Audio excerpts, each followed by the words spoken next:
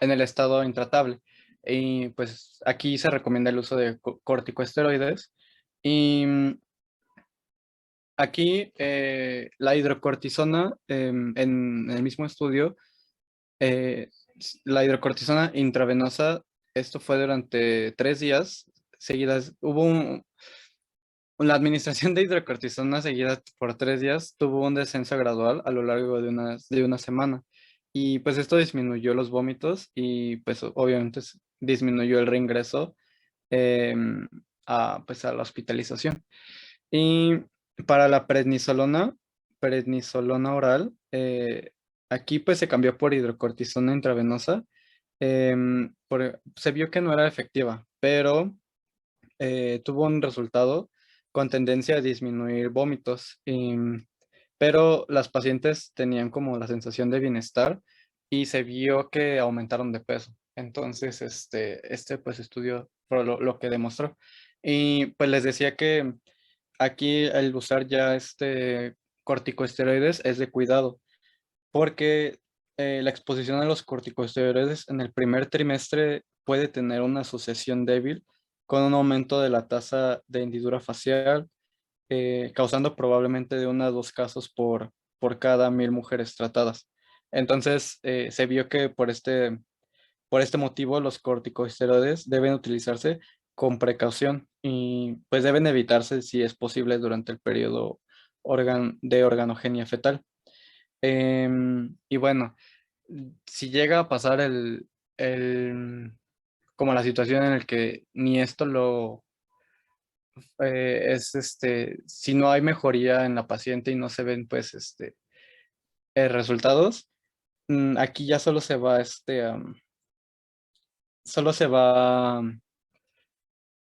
a conseguir pues o se va a aconsejar terapia parenteral y manejo multidisciplinario, que es lo que la guía de práctica clínica recomienda. Entonces, hasta este punto, pues ya la mujer pues solo va a tener como ese manejo multidisciplinario, porque pues ya no hay como que más que hacerle. Pues esto fue todo. No sé si alguien tiene alguna duda o algún comentario.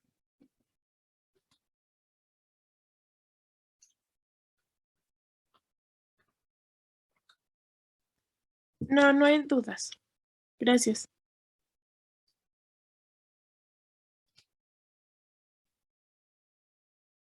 Bueno, yo tengo una pequeña doctora que, bueno, yo leí un artículo en donde se mencionaba todo lo que mi compañera acaba de decir, pero también hay un punto que me llamó mucho la atención, en donde mencionaba que pues la hiperemesia gravídica se daba también frecuentemente en mujeres no fumadoras. Pero mi pregunta es en el por qué se da en las no fumadoras, porque en el artículo no mencionaban el por qué.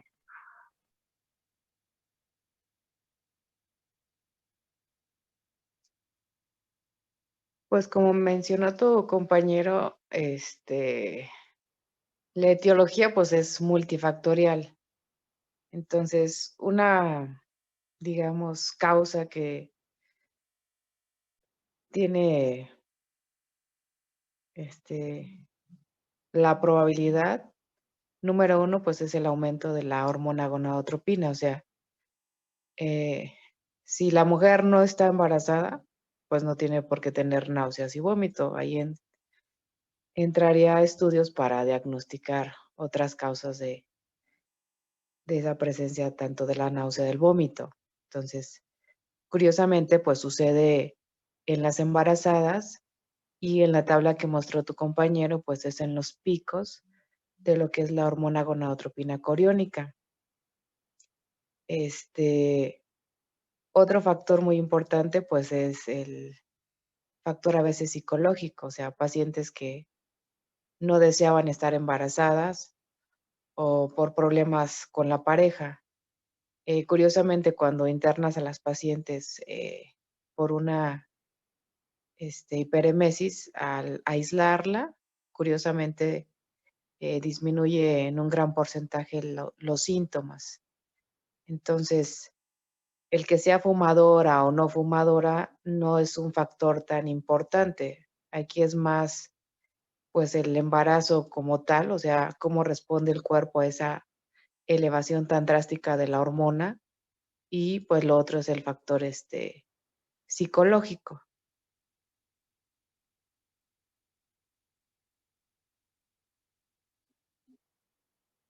Bueno, Entonces, sí, gracias, que doctora. sea fumadora o no fumadora, o sea, puede que no sea fumadora y no tenga síntomas, o sea algo muy leve, o puede ser que sea fumadora y que tampoco tenga ningún síntoma, o sea, no es un factor tan determinante para la presencia de esta patología.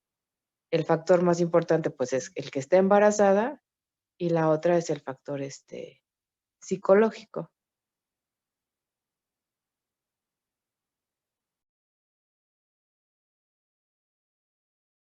Doctora, yo tengo una pregunta. Ajá. Una paciente con hiperemesis gravídica que llega en deshidratación severa, ¿nos puede entrar en choque hipovolémico o solo se queda como en la deshidratación? Normalmente llegan con cuadros de deshidratación. Entonces, al dejarlas hospitalizadas y al iniciar, soluciones intravenosas, pues mejoran mucho. O sea, nosotros en lo que llevamos de práctica médica, o sea, que tengamos una paciente con una hiperemesis, con un choque, digamos, hipovolémico, pues no. Entonces, afortunadamente, pues en cuanto los síntomas aumentan, pues las pacientes buscan atención médica. Y los cuadros, más severos que han llegado, pues es como una deshidratación, digamos, de leve a moderada, que tú le haces el ajuste de soluciones y de 12 a 24 horas, pues mejoran muchísimo. Ahí dentro de los laboratorios que mencionó tu compañero, pues siempre es importante solicitar los electrolitos séricos para ver si hay necesidad de hacer alguna reposición de estos tipos.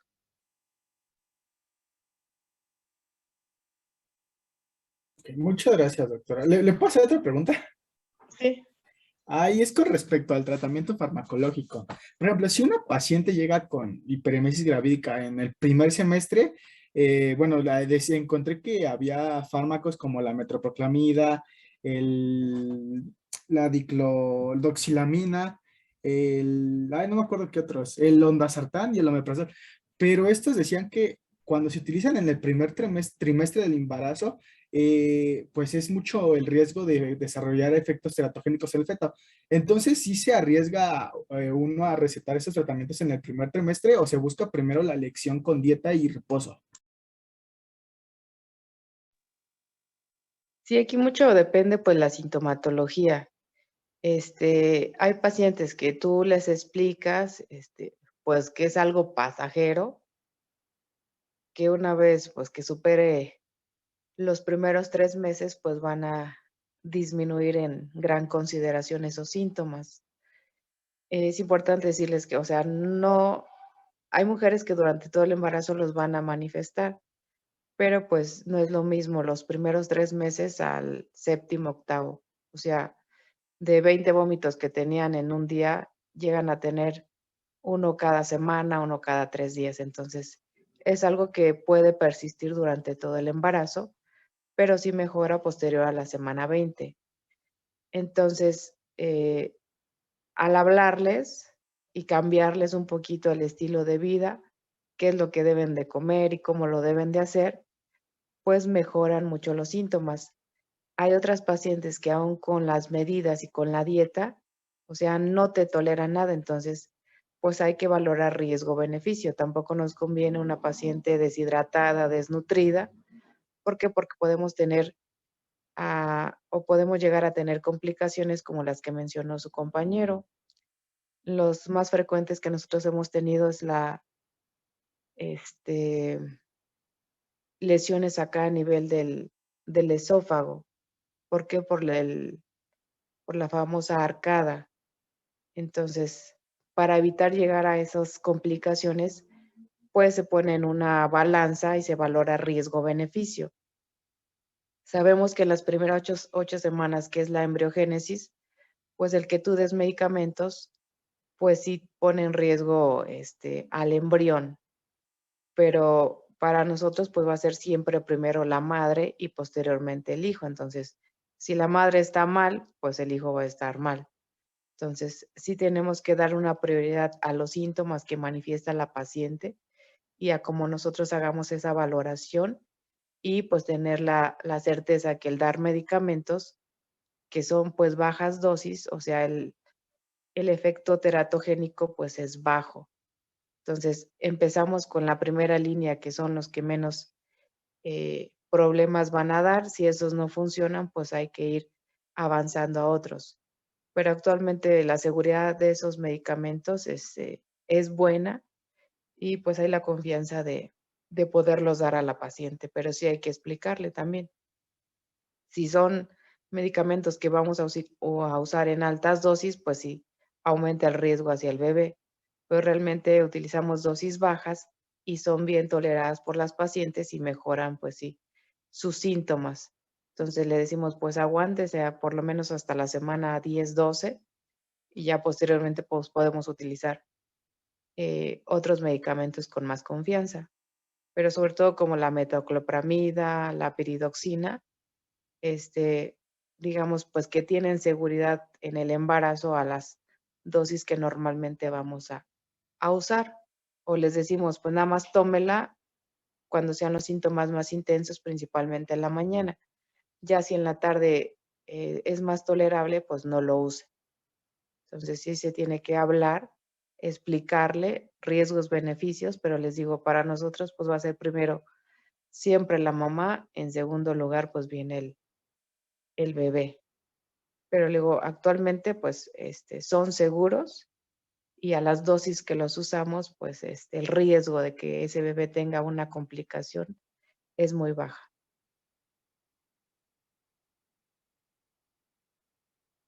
Gracias, doctora. No sé si alguien más tenga alguna duda, pregunta.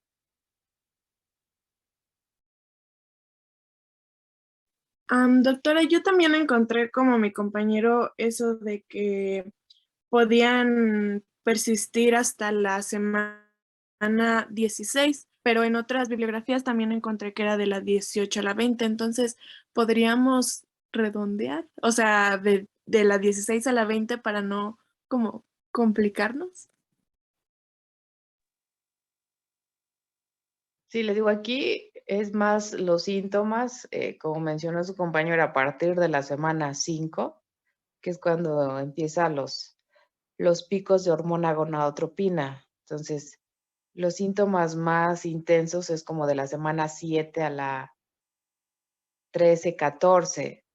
Posteriormente van disminuyendo y se corrigen en un 80% a partir de la semana 20.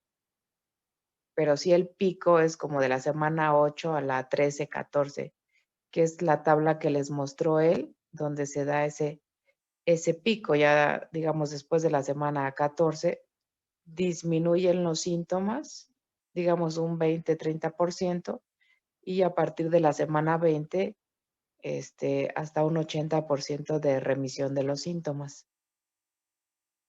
Hay otras que superando la semana 12, les mejoran mucho los síntomas. Hay otras que sí se prolongan hasta la semana 18 o 20. Gracias, doctora.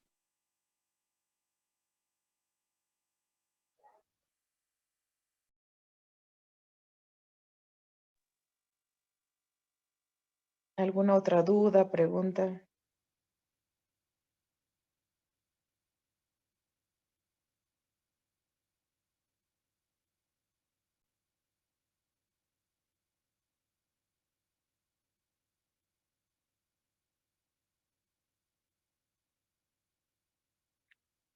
Pues si no tienen dudas, preguntas, no sé si podemos continuar con embarazo múltiple.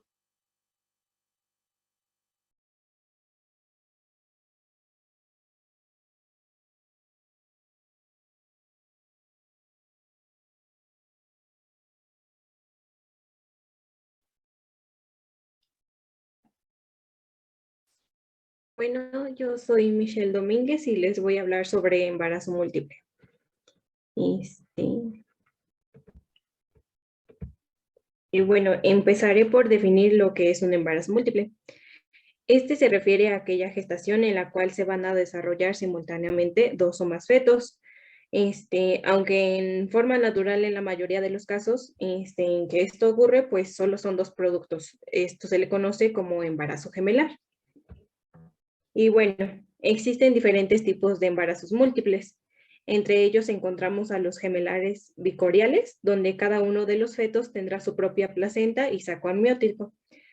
Por otra parte, pues está el gemelar monocorial biamniótico.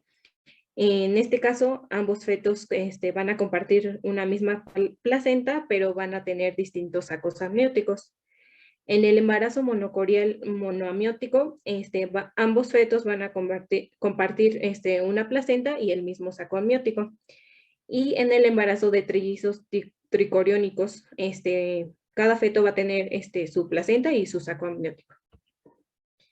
Asimismo, tenemos a los trillizos bicoriales triamnióticos, donde un solo feto va a tener su propia placenta y dos van a compartir la misma, pero pues cada feto va a tener su propio saco amniótico.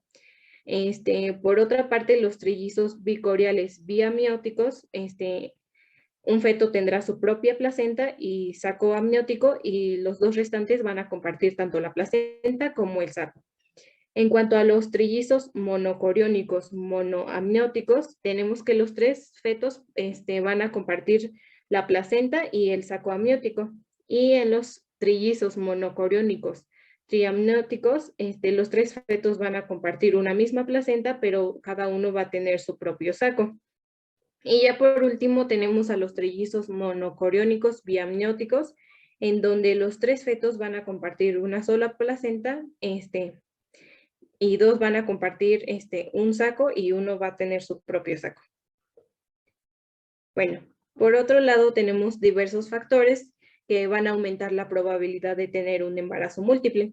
Entre ellos se encuentran los medicamentos inductores de la ovulación, aquellas mujeres que son sometidas a técnicas de reproducción asistida y también una edad materna mayor asociada a la concepción, también la obesidad, la predisposición familiar. Encontré que también la raza negra era más, bueno, aumenta la probabilidad y también la multiparidad.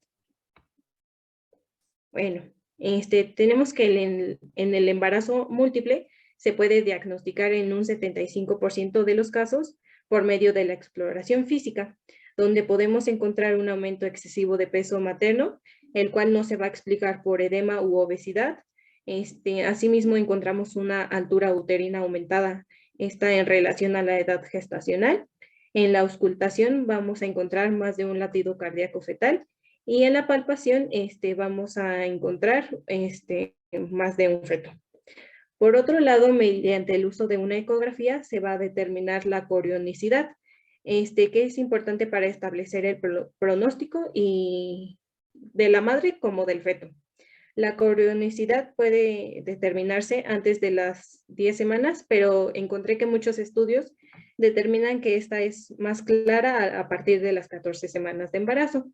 Y bueno, en la ecografía podemos observar el número de sacos amnióticos y de sacos vitelinos, el aspecto de la cavidad coriónica, la presencia o ausencia del signo T, que va a identificar la gestación monocorial, y el signo lambda, que identifica la bicorionicidad.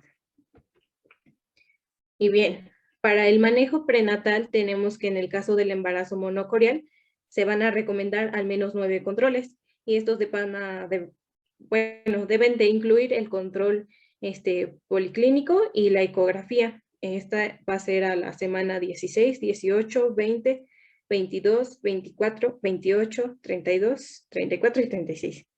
Para el embarazo bicorial se recomiendan 6 controles luego del ingreso prenatal y una ecografía para definir la corionicidad. Y se recomienda control obstétrico y ecografía a las 20, 24, 28, 32, 34 y 36 semanas. Y por último, en el embarazo triple, el seguimiento será definido según la corionicidad. Y bueno, a diferencia de los otros, Estos controles se van a hacer a partir de la semana 34.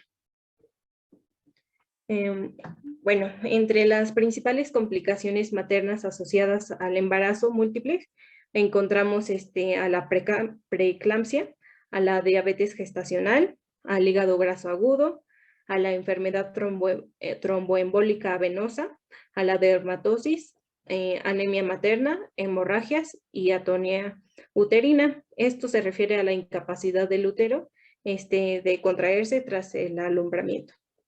Y en cuanto a las complicaciones fetales, encontramos el retraso selectivo de crecimiento, el síndrome de transfusión feto-fetal, que esto es una complicación específica y única de las gestaciones múltiples monocoriales. Y bueno, aparece cuando uno de los fetos pasa sangre al otro de forma desequilibrada, y esto a través de las comunicaciones vasculares. Bueno, asimismo, otra complicación es la muerte fetal, las malformaciones congénitas, la prematurez y bajo peso al nacer. Bueno, de igual forma les puse estas tablas, que mencionan otras complicaciones, y bueno, cuando les pase la presentación las pueden ver con más calma. Y bueno, por último tenemos el momento y día de nacimiento. Esto va a ser en caso de que sea un embarazo gemelar y no bueno, este es el más común, y siempre y cuando no esté complicado. Y bueno, en primer lugar vamos a determinar la presentación de los dos fetos, es decir, si es cefálica o podálica.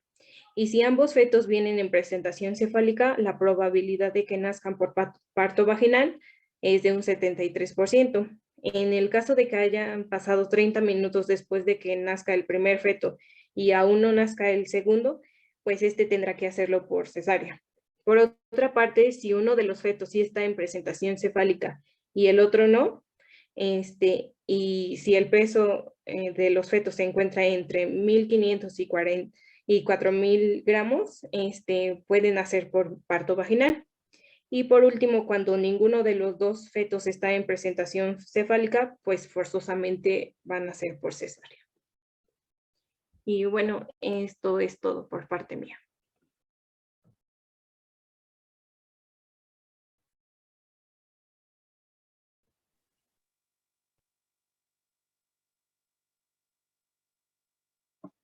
¿Y de qué depende la corionicidad de los gemelos?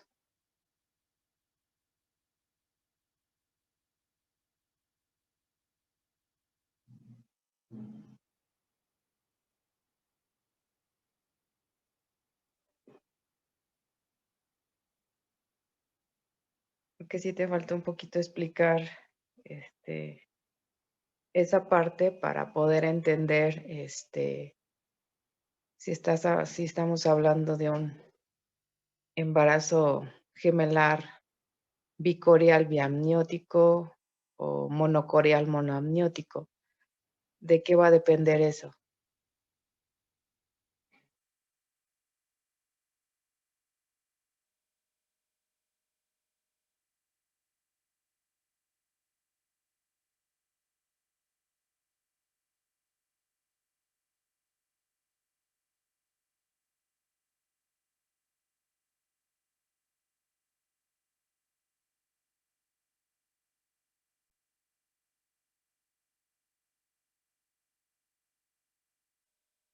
Pues depende del número de placentas y del número de sacos amnióticos.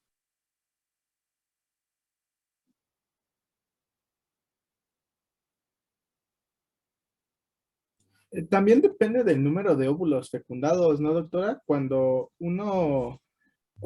el óvulo y el esperma ya fecundaron cuando el esperma ya fecundó al óvulo, y entonces se divide, creo que eso es lo de bicorial, ¿no? Y cuando bueno, cada diferente esperma fecunda a cada un óvulo, ¿no? Por ejemplo, un esperma un óvulo y otro esperma otro óvulo, ¿no? También en algunos artículos refiere que depende del momento de la división. por ejemplo, decían algunos artículos, si no mal recuerdo, que el tercer día de la concepción, en el embarazo bicorial o biopnótico, se ocurría este proceso de división, y normalmente cuando es un tricordial es entre la tercera y novena, y el tercer y novena semana de concepción, digo, tercer y noveno día de concepción, para.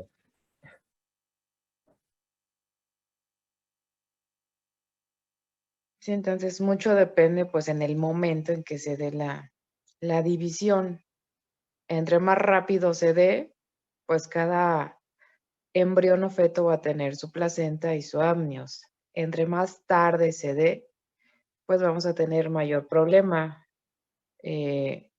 Los famosos bebés que vienen pegados por la cabeza, por el tórax. Entonces, mucho depende en qué momento se da esa división, y es parte de lo que tuvo que incluir Michelle en su exposición.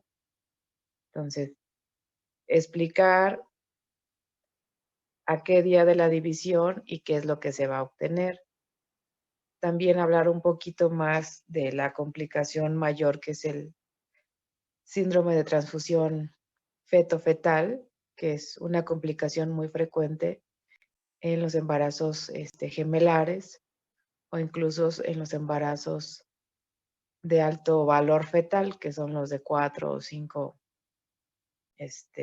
bebés.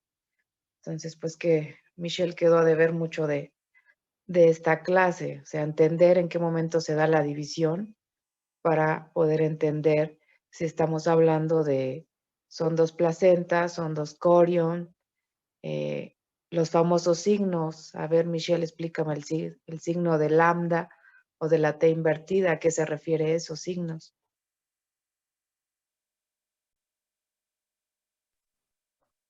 Y bueno, yo había encontrado que el signo T, pues es para identificar, como lo había mencionado, si es un embarazo biamnótico, no, sí, gestación monocorial, perdón. Y en el signo lambda va a identificar la bicorionicidad.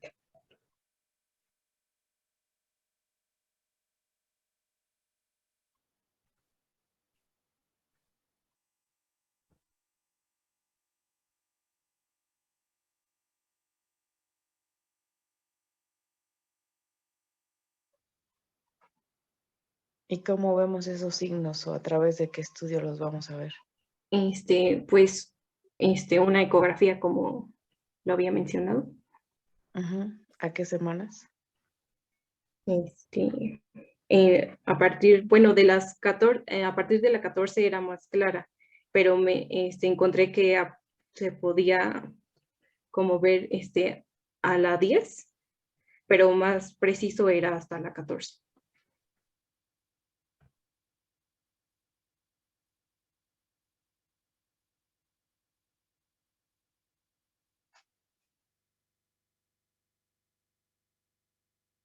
¿Están de acuerdo sus compañeros? ¿Que a estas semanas podemos identificar esos signos?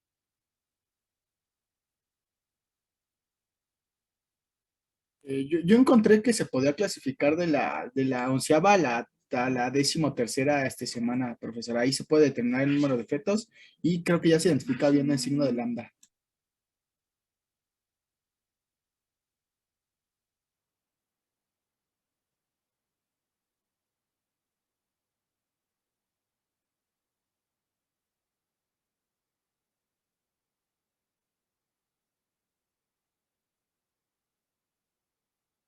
Sí, afortunadamente se pueden hacer ultrasonidos a edades gestacionales muy pequeñas, desde la semana 5 o 6, a través de la ecografía endovaginal. Entonces, a veces ya esas semanas podemos visualizar la presencia de 2 sacos gestacionales. Posteriormente, pues hay que dar tiempo a que se puedan visualizar los embriones, y pues a partir pues de la semana 8 o 10, ya van a ser visibles un poco más esos signos. Entonces, sí valdría la pena tener unas imágenes de esos signos, porque es algo a veces muy, muy representativo, que se puede ver en alguna rotación, y pues ya ustedes al identificarlos y que nosotros les interroguemos, pues ya van a saber de alguna forma de qué le estamos hablando. Entonces sí le encargaría pues a Michelle, si puedes volver a hacer la exposición y meter esos faltantes, principalmente a qué día se da la división y qué vamos a obtener con eso, y hablar un poquito del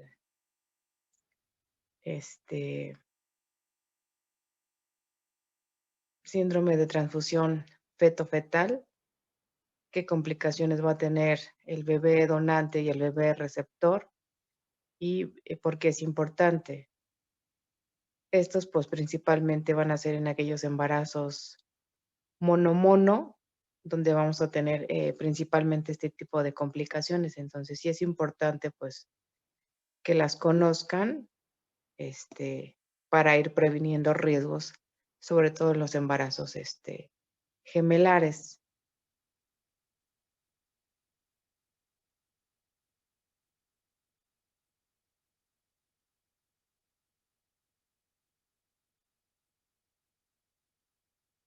No sé si alguien más tenga alguna duda o pregunta. Doctora, ¿yo le puedo hacer una pregunta respecto al síndrome de transfusión feto-fetal? Ajá. Sí es cierto que tiene mucho que ver qué corazón empieza a latir primero, si el de, bueno, el feto receptor o el que le pasa la sangre, porque me imagino que si empieza a latir primero el que le pasa, digo, si empieza a latir primero uno, pues es el que le va a pasar sangre al otro, ¿no? Porque el otro no tiene como fuerza, pues todavía empieza a latir su corazón, ¿no? A veces no es tanto, digamos, en cuál empieza a latir primero el corazón. Lo que vamos a ver una vez que tu compañera nos hable un poquito más, esto no es un problema que nosotros vamos a ver los primeros meses de embarazo. Este problema de la transfusión feto-fetal lo vamos a ver un poquito más adelante de la semana 20 de gestación. Entonces, ¿por qué se dan eso? Porque se empiezan a hacer comunicaciones vasculares y arteriales en las que un bebé pues va a salir ganador y el otro va a ser, digamos, el perdedor. Entonces, no es tanto de que cuál corazón empezó a latir, no depende de eso, va a depender de las nuevas comunicaciones que se van a dar entre lo que es el corion y el amnios, y les digo, pues alguno va a salir beneficiado, pues entre comillas, porque pues también va a tener complicaciones por el exceso de nutrientes o vascularidad. El otro, que es digamos, el donador, pues tiene mayor probabilidad de muerte, por todas las complicaciones que vamos a ver, pero no depende tanto de cuál, digamos, corazón latió primero. Básicamente es por la formación de esas comunicaciones que vamos a ver a partir de qué semana se van a dar y por qué debemos de poner atención a esas semanas e identificando esos signos, y prevenir ese síndrome, porque la mortalidad pues es muy significativa. Entonces, identificarla y poder mandar a un tercer nivel en el que ya pues tienen ya otros tipos de manejo, desde la oclusión de esas comunicaciones para permitir un crecimiento más asimétrico de los dos gemelos, incluso el transfundir sangre a aquel bebé que es el donador. Entonces, ya hay muchos tratamientos en los que se logra pues dar un beneficio tanto al receptor como al donador para alcanzar la mayor cercanía al término del embarazo o que superen la semana 28 o 30, donde la sobrevida pues aumenta. Entonces, sí es importante pues revisarlo para resolver un poquito más de dudas y que entiendan de alguna manera, o sea, por qué es importante los embarazos gemelares, sobre todo los que solo tienen una placenta, porque eso es donde se va a llevar a cabo el mayor número de complicaciones. No nos preocupan los que tienen su placenta y su corium, o sea, los BB son los que menor problema van a dar. Pero si estamos ante un embarazo con una sola placenta o con un solo amnios, pues esos son los que nos van a generar problemas, son los que sabemos o debemos de identificar o buscar intencionadamente esos signos. Si estamos hablando de 2 placentas, 2 corion, ¿para qué? Pues para remitirla a un tercer nivel y poder ir delimitando los daños que pueden ir presentando.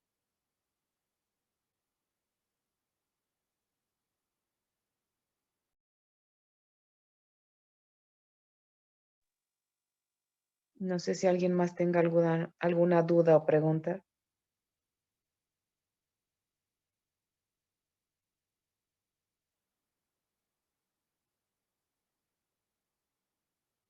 No, doctora.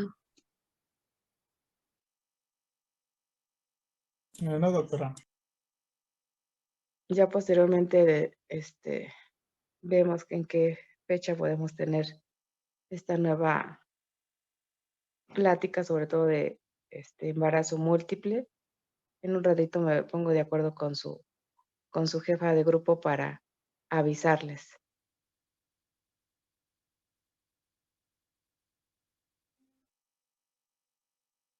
Pues si no hay más dudas o preguntas, pues damos por concluido. Les digo, yo ahorita me pongo en contacto con su jefa para ponernos de acuerdo. Gracias, doctora. Sí, doctora, muchas gracias. Gracias, doctora. Muchas Bonita gracias, noche. doctora. Gracias, doctora. Buenas noches. Gracias, Gracias, doctora. doctora. Buenas noches.